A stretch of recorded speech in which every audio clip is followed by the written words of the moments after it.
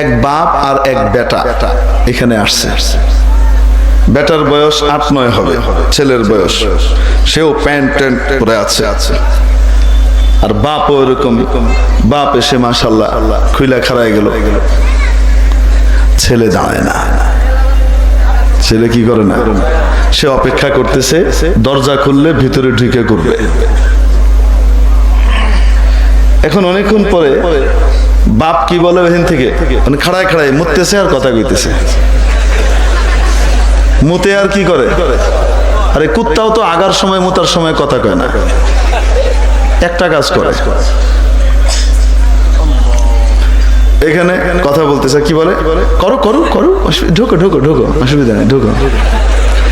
আর ছেলে লজ্জায় রাঙা হয়ে গেছে। ছেলে কি বলে, না না থাক থাক।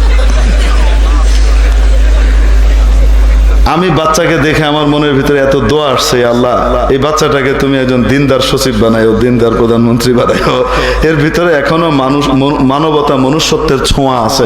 হয়তো তার মা ভালো, ফ্যামিলি ভালো, অথবা যে প্রতিষ্ঠানে পড়ে সেই প্রতিষ্ঠানটা হয়তো ভালো।